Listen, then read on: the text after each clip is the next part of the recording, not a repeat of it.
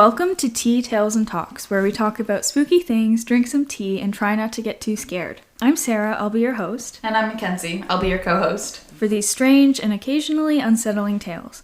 In this episode, we're diving into the interesting and equally as horrible case of the Winnsboro witch trials. So grab a magical cup and let's explore this witchy case.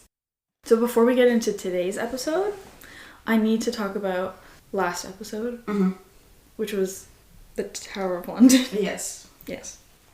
Okay, so I was editing the last episode. It's very funny. Good. And if you haven't listened to it already, you need to. Mm-hmm. It's funny. It's informative for the most part. Mm-hmm. Okay, there's like a there's a part where I try to explain this saying that I've heard, and for some reason I was like, okay, something to describe getting out of something and ending up in something worse.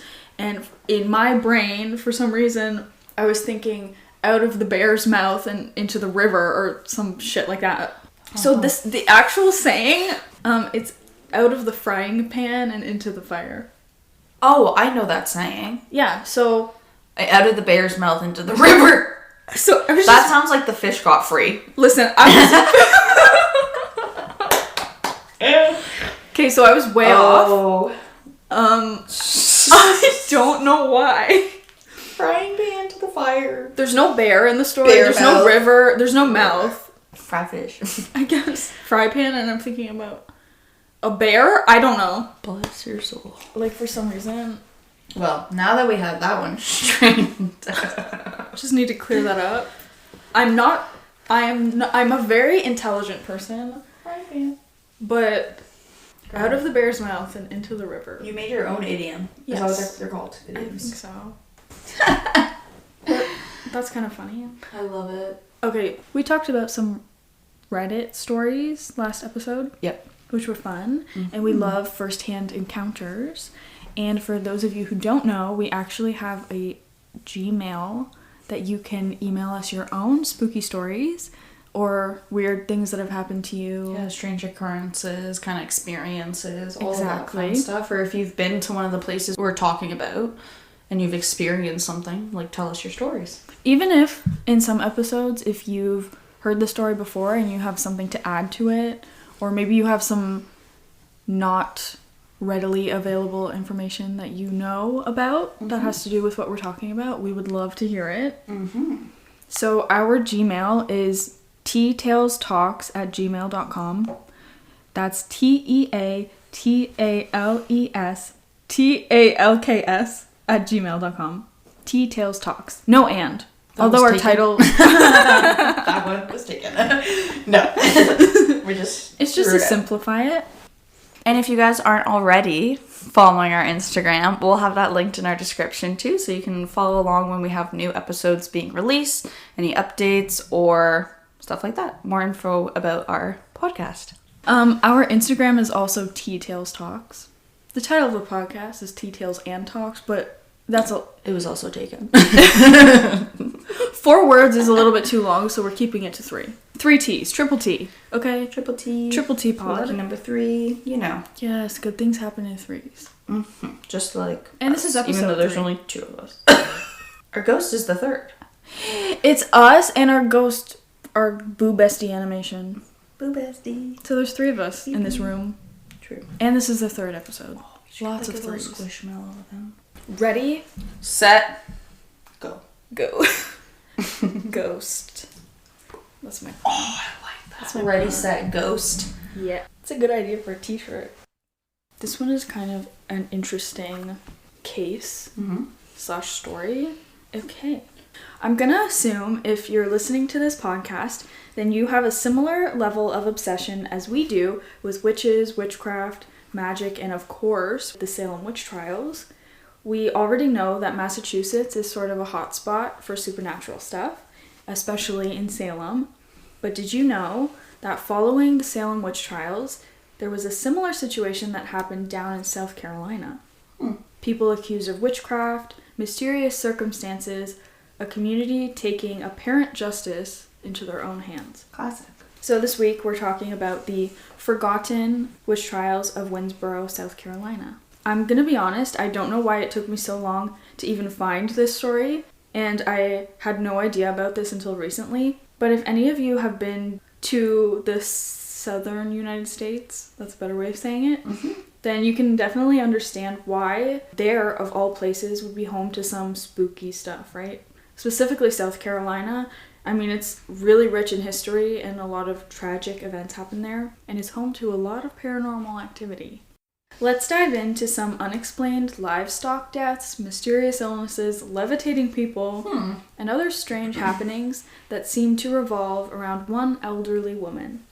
The lesser-known Winnsboro trials really showcase the dark side of human behavior, especially in the face of fear.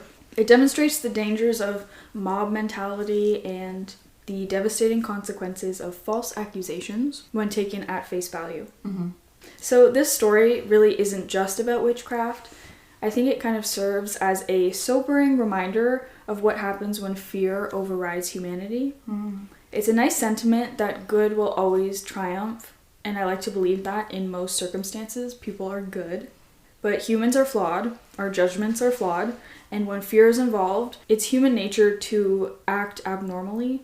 That being said, everything you do in life is a choice, and although in cases like this, it may be easier to follow the crowd, sometimes what's right and easy aren't always the same option. That's our little moral of the story. Moral of the pod. This episode's moral is... Okay, so let's step back to Fairfield County in 1792 to a town called Winnsboro, exactly 100 years after the Salem witch trials. What? Kind of eerie. Not to the day, but it was 100 years later. Yep. Although this was the beginning of the end of the witch hysteria period, especially in North America, witch trials actually succeeded this by another 100 years. I know. That's crazy. So the town of Winnsboro at this time was a small-knit community based in farming and agricultural life. It's a small town. It's very small. Well, at this point, kind of like a village.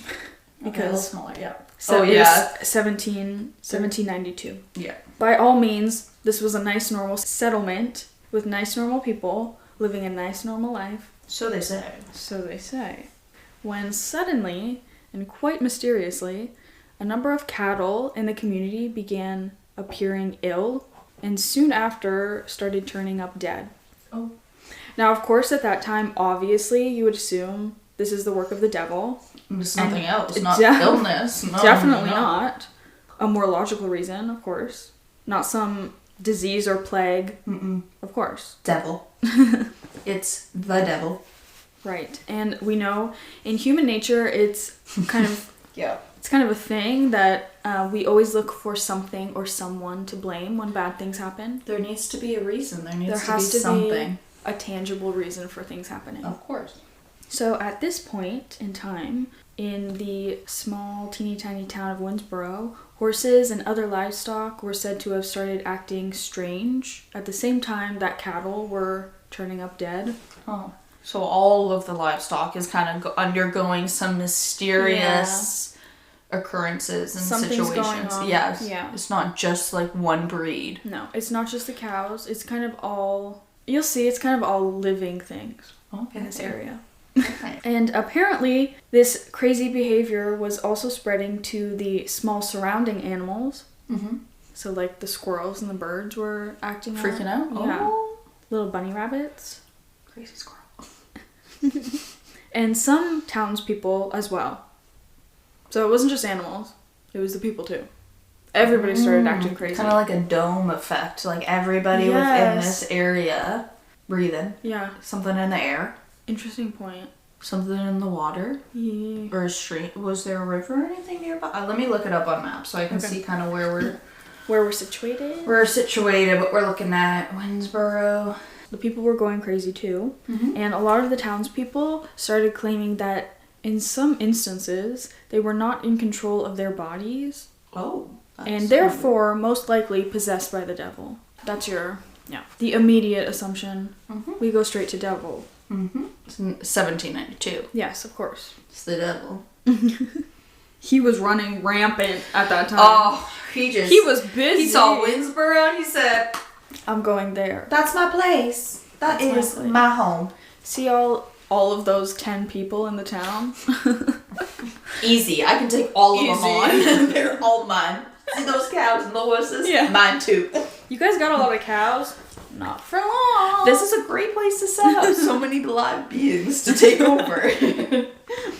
So, the mysteries of the cattle deaths and increasingly strange behavior of the other animals soon turned into accounts of people allegedly witnessing cows levitating on their own. Oh. Themselves, the people levitating on their own. Oh! And apparently uncontrollably being turned into an animal. Stop. What? Steve turned into a goat! Uncle Steve turned into a goat. Stop it.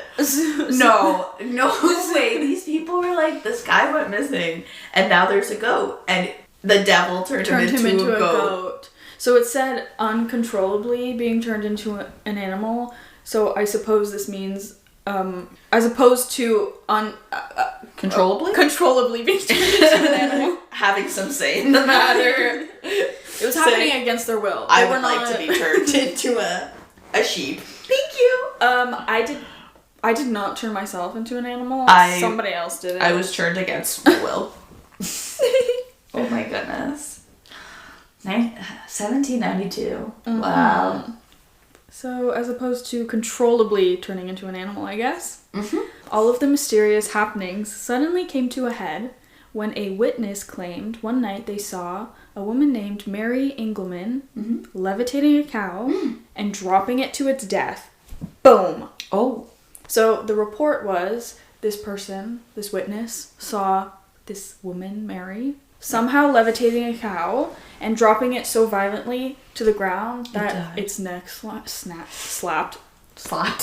the ground. It slapped into the ground and snapped its neck. Oh. So by levitating, and that's crazy. That is crazy. It doesn't end there. Oh my gosh. Yeah. So at this point, this was kind of the spark of the spiral of what would become this entire situation. Yeah. And this woman, Mary, kind of became the designated scapegoat for everything that was going on. Well, we gotta find that one person to blame, and it's not gonna be the devil for much longer. Yeah. We need an actual person. Gotta blame somebody. The devil is in Mary. Yeah. That's probably what they started saying. That's probably it. So in order to really understand this case, we have to understand the woman at the center of it all, which is Mary Engelman. Yep. She was a 77-year-old woman living in a frontier settlement that would soon be established as the town of Winnsboro. In her early life, Mary and her husband were German immigrants living in South Carolina. They had 3 children together, and when he passed away, she was in her later years of life. So she remarried, more so for companionship, when she met a man named Jacob Engelman. Oh. And she moved with him to Winnsboro, South Carolina. So she wasn't originally there with her first husband? That's correct. Gotcha. And okay, I will say that it was like a little bit, what's a good way to say this? The information is a little loose. We don't know 100%. It's not concrete. It's kind of out there. So hearsay, speculation. Some people think that she was a German immigrant, but it's not like 100% confirmed. Okay. I will say if she really was an immigrant, it kind of has something to play within the whole situation that happened because she's technically an outsider. Right? Well, even now, like, if she wasn't an immigrant, she still is somebody, like, an outsider coming and moving into that town. Like, was her new husband from... I'm not sure if he was there... beforehand? If he was from there, or they just decided to move there. But it's like a quaint town, let's go. Yeah, and it was... So, okay. Getting into history again, which we should not be touching with a 10-foot pole. But... Here we are, yet again. Classic. I think when the U.S. was... Before it was the U.S., and it was the colonies, and it was just a bunch of settlements, they mostly settled along the East Coast. Because they came from England or from France, but they came from that side, right? They're not looping around. And to get to the West.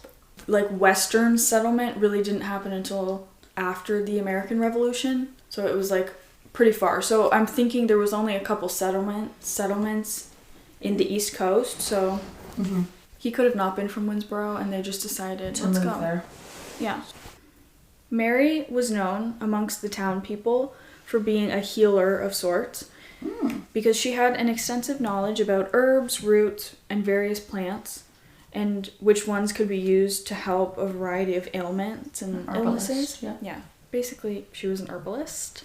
Her knowledge of medicine and healing became widely known, and people living in Winnsboro would often come to her to aid in their illnesses or injuries. It's kind of odd that after like being obviously somebody in the community that was known for helping people, then turning into this giant scapegoat for all of this weird and suspicious activity going on. Like, it's kind of an interesting turn of events. Yeah, like you guys would go and see this woman to help you, and now you're like, she's the devil, she's causing all of this, blah blah blah blah.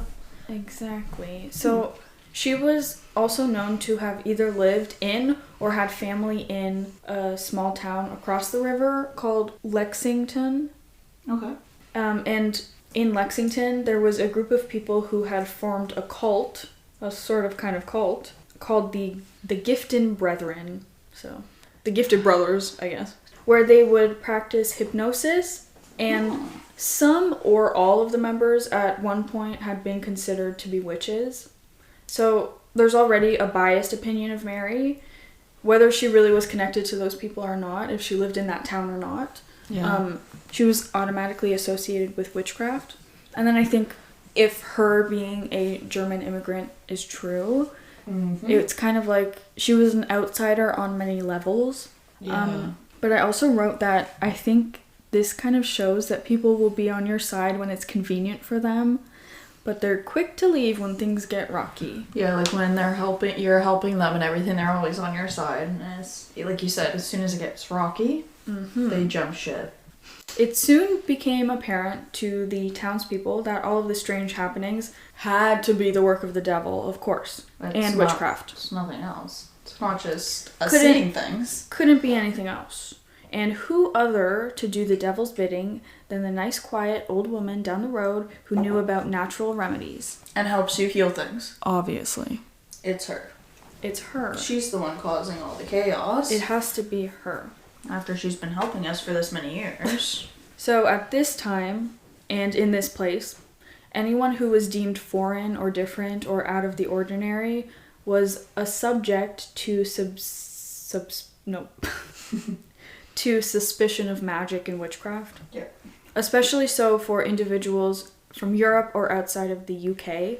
I guarantee it was the accent or like the difference of language and culture that they would have been like, you're a witch. You're doing something different than us normal people, quote unquote, normal people. You're a witch. You're the devil. Witch, you're a bitch. Witch, you're a bitch. Crazy. That's from Practical Magic. That and Coraline. Witch, you're a and they go, witch, you're a bitch. Yeah, that one I like. That one I can get behind. Coraline, we're working on it. We're working on it. Working our way up. Yeah, we'll make it there. To the spooky. Coraline! Before you know it, you're going to be watching... Oh, don't get me there, girl. The Conjuring. That's one of our episodes. Great. So... I don't have to watch it for the episode. You don't have to watch it. You can just tell me about it, and I can just go, yeah, that's cool. I'm not going to watch it. I'm not touching it with a 10-foot pole. So in Europe, this was also kind of a thing that was going on for women specifically, also men, but the majority of people being accused were women. Yeah. And it was usually the women that had more knowledge about illness and disease and how to heal the things with herbs. They were always the ones to be under suspicion. So unlike in Salem, where the Puritans dominated the New England area, Presbyterians were the common religion among these settlers at this time specifically. Presbyterianism was the common religion amongst the more southern settlements, as opposed to the Puritanism of the more northern settlements. Gotcha. And a lot of them were from Scottish or Irish backgrounds, Although Presbyterians weren't necessarily opposed to herbal healing, they found it strange if somebody had extensive knowledge in the subject. Yeah, like a little bit's okay, but too much is suspicious. Hinky. Yeah, you can treat my cut, but you can't treat all these ailments. That's a little too weird. It's too much. Too much. Oftentimes, the line between medical treatment and superstition or witchcraft was very, very fine. And I kind of want to say, I think it's like individual based. Yeah. Like everything is relative. Because if I keep going to you for the same herbal medicine for my whole life, we're good. Mm-hmm. But if Susie down the street decides to start making the exact same herbal medicine you are, she's a witch. She's a witch. Because I've been here for... Because I think she is. Exactly. I also think she is. And you also think she is. So she's the competition. She's a witch. So she's a witch. I'm the actual one. Interesting. Mm-hmm. Okay, so back to Winnsboro. Mm-hmm. Basically, because of all of the weird occurrences happening around the town, the townspeople decided to hold a trial with a panel of witch doctors. Huh? Let me explain. What does that even mean? Mm-hmm. Do they diagnose people as witches? And actually, yes. That's actually... They do. Wow. That is their purpose. I found that they are self-appointed individuals that take it upon themselves to identify and prosecute witches in the community. Self-identified. Self-appointed. Self-appointed. Well, if you're having a bad day in the farming world, you might as well become a witch doctor. A witch doctor. Switch it up. I'm feeling a little bored today, so... I'm a witch doctor. I feel like being a witch doctor. So there was a man named Dr. Thomas, and he was very prevalent in the community. Mm-hmm. I don't know if he was a real doctor or... A witch doctor. Quote-unquote witch doctor. But it was in Dr. Thomas... Oh, yeah. Dr. Thomas Hill was his name. Mm-hmm. It was this mock trial. Their trial, like their witch trial. Their fake trial, their phony baloney trial, yeah, was held in his barn, and it was 5 miles away from the town's courthouse. This trial was not a real trial, and it definitely was not a legal trial. So they did it as far away as they could, and they did it at nighttime. So like I said in the beginning, this happened towards the end of the witch hysteria, and at this point, witch trials were not real. I mean, like, they were not done anymore. Yeah, like they were kind of passé. Yes. Thomas Hill was named the judge of this fake trial. He probably self-appointed himself as the judge, too. Oh, most definitely. Mm-hmm. He was also a slave owner, and his property was potentially a plantation, so all-around dick of a human being. Great. Right. At this point of time, especially in a fake trial, I want to reiterate throughout this whole thing. Fake. It's a fake trial. It's not legal. And to make it worse, they knew that it wasn't legal. So in this fake trial, they didn't, because it was fake and because it was illegal and not held by the actual justice system in the town, they really didn't need any evidence to try to accuse people. Everything was based on hearsay and witness testimony, which, of course, unfortunately, Mary Engelman wasn't the only accused of this makeshift trial. Alongside her, it was said that there were 3 other accused. So first it was Mary. Yep. And then it was Hending Smith and his wife Sally Smith, both of which were near 80 years old. Mary was also. Yeah, she was 77, didn't you say? So it's not clear who the 4th person was because it was 4 people in total. Most of this trial focuses on Mary specifically. So there are accounts from this point about the townspeople beating and abusing an 80-year-old man and 2 women.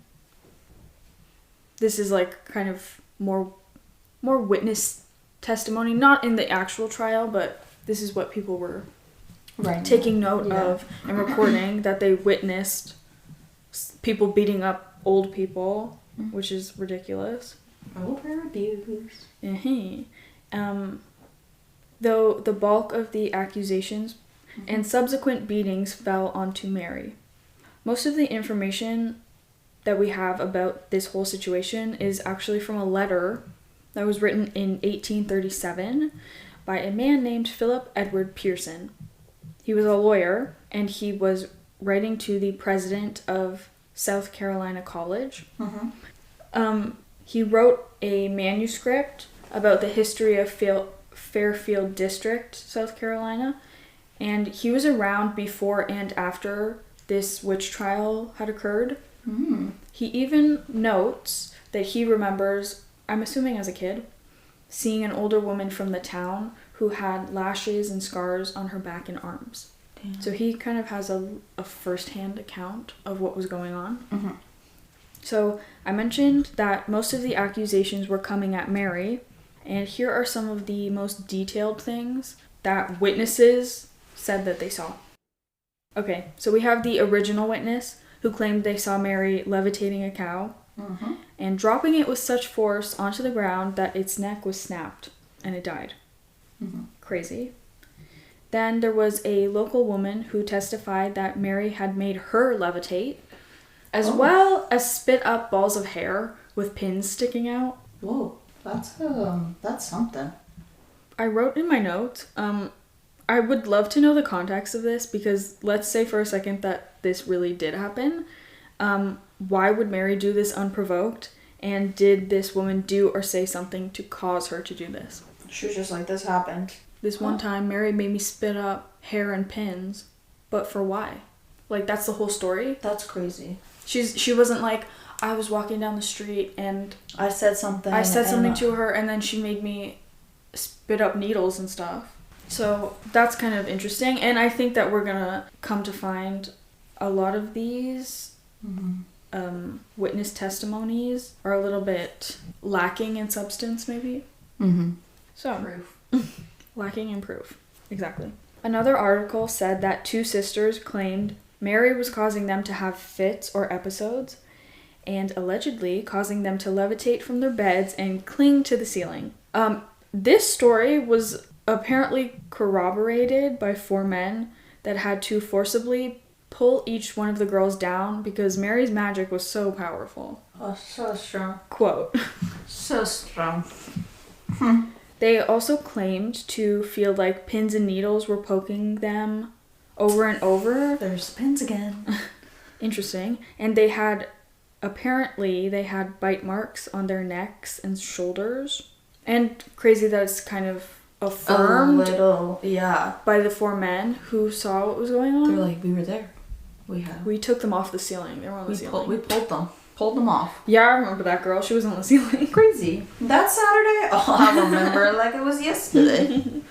So this one is one of the strongest cases against Mary because it had been affirmed by so many witnesses. There had also been, according to Philip Edward Pearson's letter, a case exactly like this one in another part of Fairfield County, so around Winnsboro, where a woman was levitating in her bed, and they said a wizard, a male witch, was responsible, and Pearson notes that this 100% happened, which makes him believe completely that these girls were telling the truth about the levitation and the pins and needles. Did he see this happen?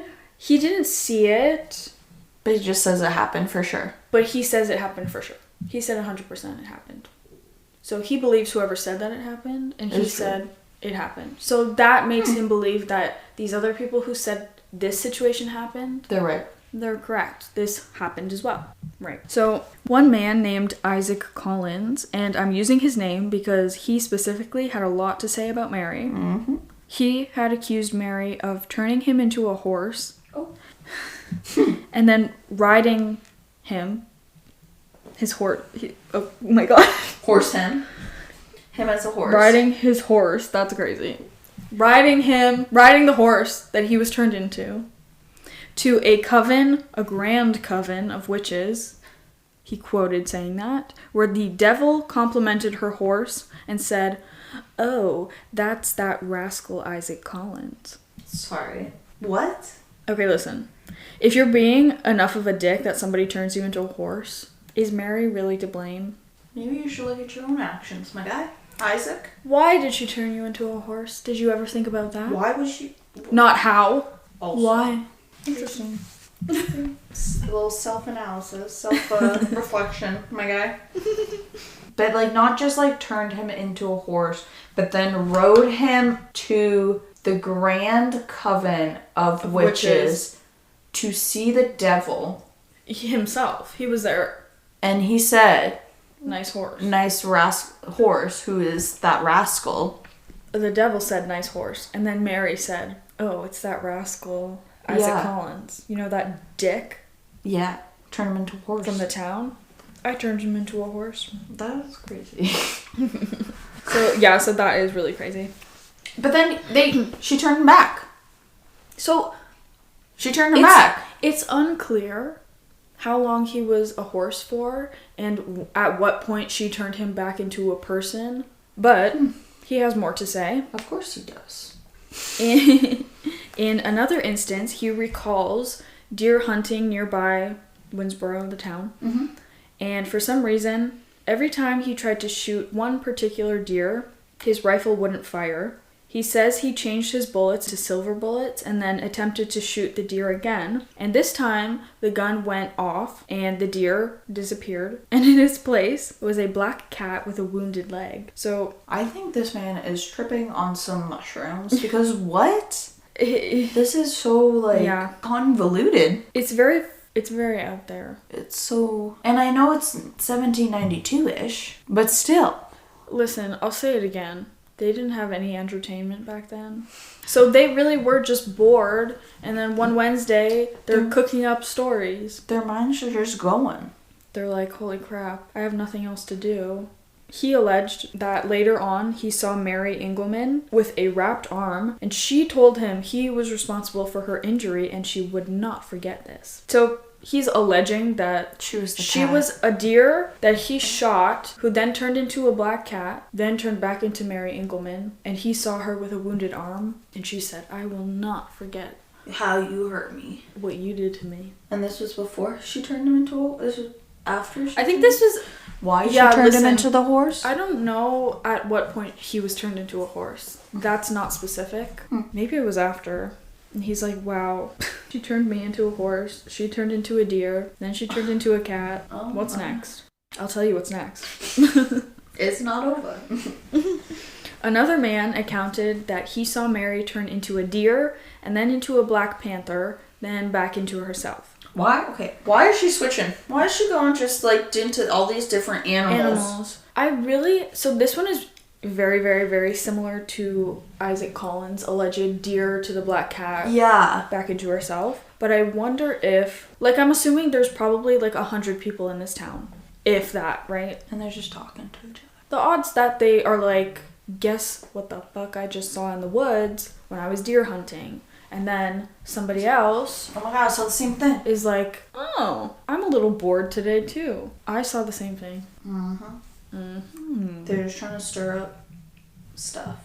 They're stirring activity. Exactly. Stuff to do. There were also a couple reports of this convention of witches going on in the woods. At night, I assume, to meet the devil. Yeah. My personal question is, first of all, let's say that there was a witches convention in the woods, which sounds really fun. I would go to that. We would be there. Yep. My question to Isaac Collins and to these other witnesses, what were you doing in the woods at night? Suspicious. Like, you saw me there, but what were you doing there? Right? Oh, you're trying to join in, eh? I was there, but you were also there. That's my question. What were you doing in the woods at night? Definitely not hunting. Yeah. Why are you hunting at night? Why are you hunting at night? Why are you out for a walk? I'm there. Witching. At the witches convention. Duh. We're witching it up, but what are you doing? No one should have seen us. Why are you up? Why were you there? I saw you, but what were you doing there? What were you doing? Why are you there? Yeah. Okay, so a little bit more of a sad turn to this story. During the fake trial, it's probably one of the more devastating testimonies / accusations that came up. And it was from her son and her grandson. So Mary's son and grandson? Yes. Those are the people upstairs. They agree with us. Doing a freaking Irish jig. Because I swear to God, what the absolute heck are you doing up there? So Mary's son, Adam, testified that his mother had begged him for one of his cows one time, and when he refused, she cursed the cow to only milk blood. Oh. Then her grandson alleged that Mary had turned him into a horse as well and took him to the apple orchard. She just needs transportation, so she said, I gotta make it. She doesn't have a horse. What do you expect her to do? I think it's really upsetting that Her family turned against her. her family... Also, the thing about the cow milking blood, like, that's actually a thing that happens with cows sometimes. Oh. That If they milk too much or something? or if it's I don't know. Listen, disease. I don't claim to be a cow farmer, despite how I'm dressed today. I don't want to talk about it. You don't look like a cow farmer. But I look like I'm going hunting. You're ready to go hunting. You're in camel. I mean, can't. Actually, these are eagles. I was just gonna say it kind of looks like wings. They're eagles. Because it's American Eagle. No, it's not. It's Urban Outfitters. Honestly, fuck the American. But I'm wearing eagles today. There's a moon somewhere too. I think it's here. She said, "I got it for the moon." I thought it was once. I thought it was a bunch of moons and stars and like a couple eagles, and then I got it. There's a singular moon, and it's just like all 50 eagles. eagles. Look at this one. Right. It's fully an eagle on my chest, covering the heart, protecting, covering my left boob. Yeah. The wing just like perfectly on the titty. It really is. Yep. Crazy. I planned that. Okay, so I don't know if anybody knows anything about cows. I don't. But I do know this one thing. Sometimes there's blood in the milk. Sometimes the milk is pink because there's blood in it. And it happens for a real reason. And it's not because of witches or the devil. Okay? I'll tell you that. It's not witches or For the free. devil. Blood in cow milk, also known as hemolactia, can occur due to various reasons, including udder trauma, mastitis, that's not the right word, but it means udder infections, or systematic infections, but like trauma or rough milking. Rough milking. So it can just happen because of it being infection sick. Or, yeah, exactly. It's sick, so. Not the devil. No, and unfortunately. Not magic. Not this time. So all of the accused, so Mary and the Smiths, were found guilty by the townspeople, as they had zero defense to these heinous accusations. The only thing they could say was that they didn't do any of it. I was going to say, what else do you say besides, no? But it's not me. It wasn't me, but it's literally a trial based on hearsay and witness testimony, so it's quite literally he said, she said. She did it. No, I didn't. Fact. Well, it's... No photos, no nothing. Literally nothing. There's nothing. You can't even find the cows that this happened to. Or any of the animals. Where are the horses? Turn them into a horse right now in front of my eyes. Show me. I need to see him. Turn him into a horse. Nobody's asking that. If you're really a witch, let's see some magic. Turn that bitch into a possum tonight. Or turn yourself into a cat. Like, if I was actually a witch, why would I not be, like, turning myself into a cat and running the heck out of there? Away, yeah. Or a panther, like the Black Panther. I think a Black Panther could probably take these 15 townspeople. I think so.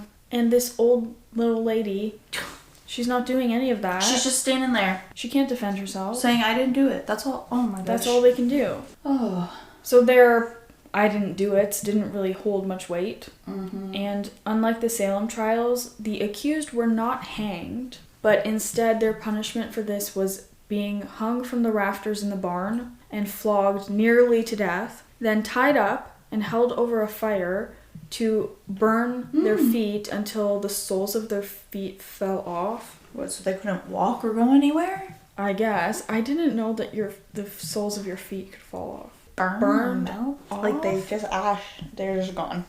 They're just gone. They have no bottom feet anymore. Also, what's honestly the point of like torturing them to this extent? Just kill them. And it's, by the way, it's after they declared them to be witches. So it's not trying to get information out of them. Or prove. There's no interrogation. They're not trying to get them to admit it. Or turn into their cat and Black Panther and deer. It's after. This is the punishment. So because you're a witch, your feet have to be burned off. I don't make the rules. That's just how it is. That's and just you're how it getting is. flogged. So it was said that even after their quote-unquote trial and punishment. The elders were sent back to their homes, but they still endured regular attacks and beatings from the townspeople. So it wasn't just the initial torture. And then we're done. No, it was like a continuous... This is bullying. And hardcore seniors abuse, actually. Not just bullying anymore. I think seniors abuse. Yes.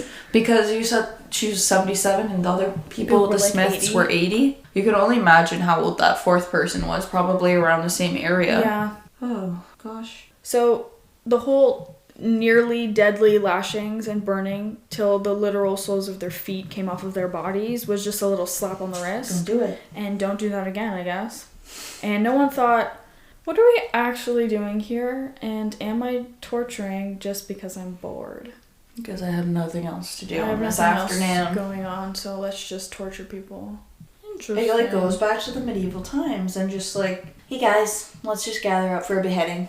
Why are they so into torture? They're awful. Also at this time, it was like...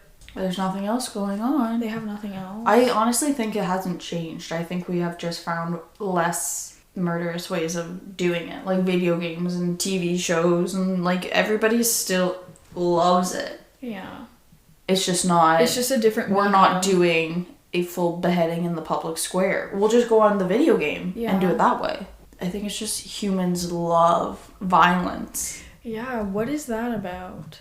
We are the only species that enjoy and get like positive feelings or whatever from ensuing pain to another one of us. Another being. It kind of even goes into like, you know, like fail compilation videos or like people falling. Oh my gosh, all the injuring. Why is it funny when somebody falls? Oh my gosh, they like... When they get hurt? Why doctors diagnose that. Somebody else more qualified than us. I wrote, am I just torturing because I'm bored? I love that. So that's my Grinch reference for today. But I can honestly, I think it is like kind of human behavior to like, if you're bored, to find something to do. And it's not always the healthiest. It's usually a little self-destructive. Yeah, it's not always positive. I think the mob mentality thing also fuels into that. Like he said it. It's true. Yeah, it must be true. It's true. More than one person said something, so it has to be true. And also, I bet that Isaac guy and the other guy that said, I saw her go into a deer and then a Black Panther, I bet they're buddies. You know, I saw something like saw something. They just ate those fucking mushrooms. And they're like going. Yeah. You know what? Yeah. They're just sharing the same trip because they ate the same magic mushrooms. Okay. It was also said that at one point Mary even narrowly escaped an attempted hanging. So they were like really, really going after her. Oh this whole thing went down. She's 77, guys. Just let her be. Let her be. So after this whole thing went down, Mary actually took a lot of these people who were abusing her to court.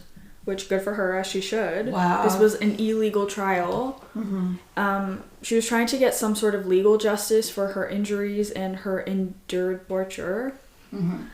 Unfortunately, 2 of the men were fined but not found guilty, and they just ended up not paying their fines or leaving town. We're just not gonna abide by it. We're just not gonna listen. We're not... Screw it. So really, she didn't have any actual justice throughout the entire thing. The legal system failed her, which at this point in time, I don't know. Even now, I don't know how great the justice system is. Has some flaws. Yeah. Could be improved.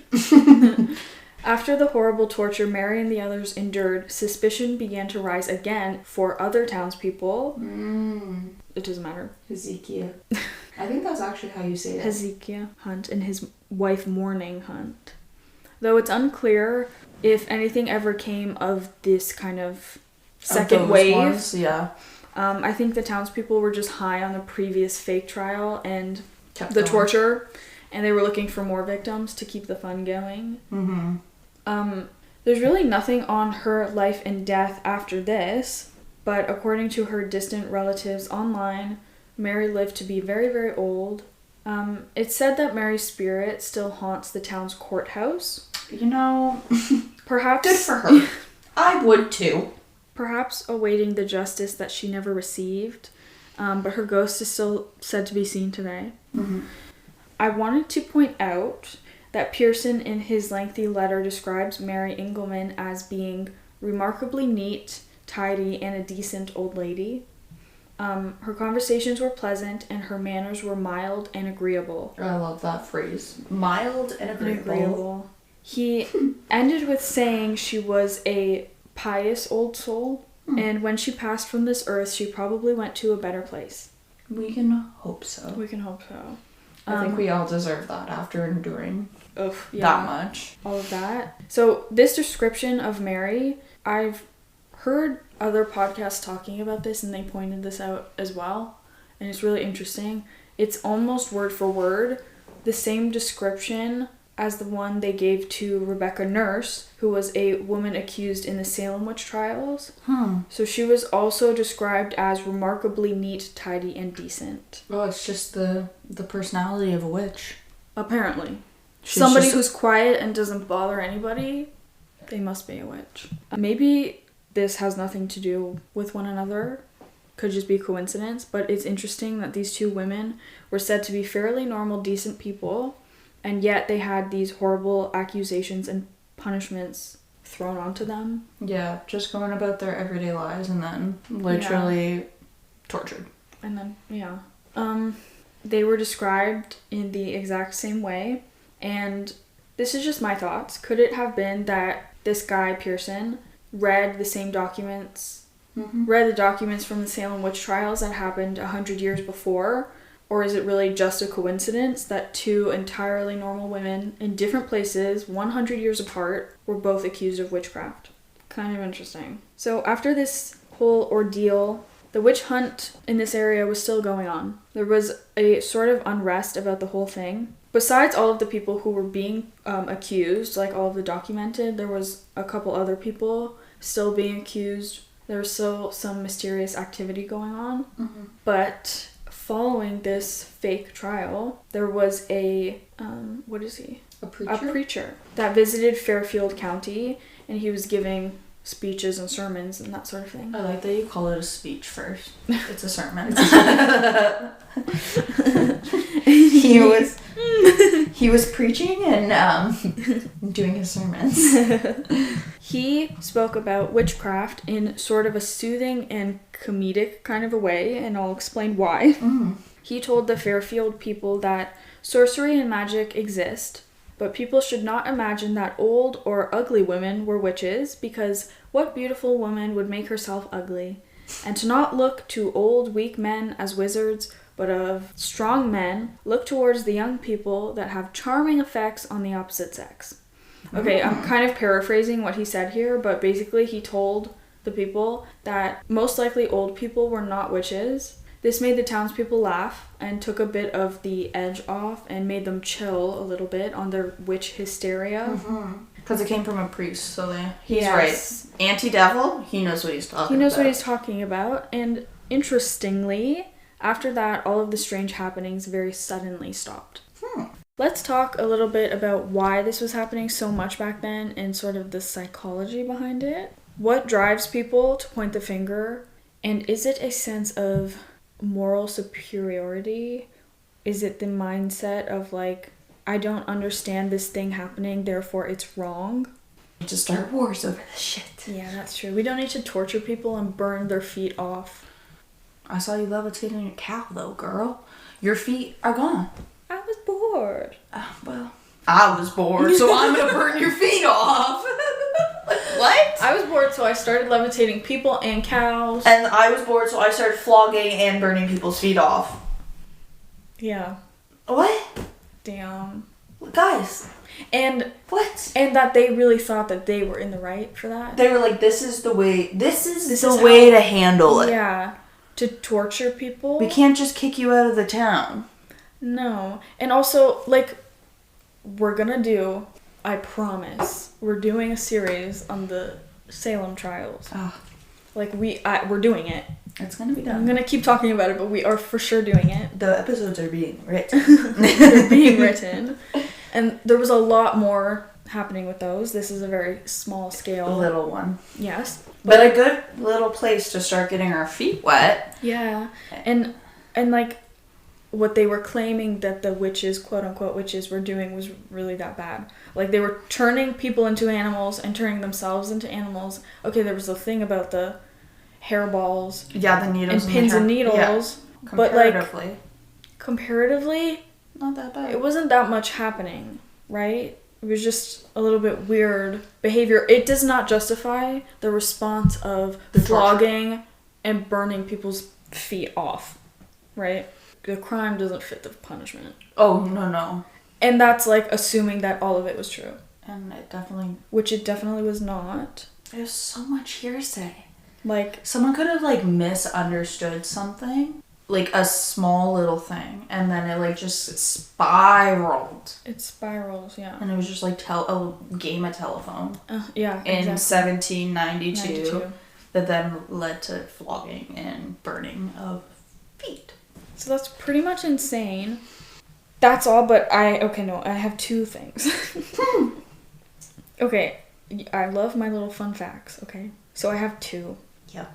Fairfield County, which is, okay, Winnsboro is the town, but Fairfield County is kind of the county in which it is in. Okay. So Fairfield County is apparently known for having the longest continually running town clock. Oh, like it's never stopped. So it hasn't stopped. Oh, that's cool. That's kind of cool. Also, Fairfield County was once known as the peach capital of the world because it has a large peach growing industry. And I just love that. Okay. Thank you guys so much for listening to this episode. And we really hope that you enjoyed this. This one was a little bit different, not as spooky. Not as many stories in one, really focusing on one specific occurrence and trial and time in history. Yeah. Place in history, I guess we could say. And if you want to hear more episodes like this, or if you have a specific area or community that you want us to cover and talk about, you can send it to our email. You can. Or you can DM us on our Instagram. You can do that too. Until next time, our twitchy witchy friends, stay spooky and don't let your tea get cold.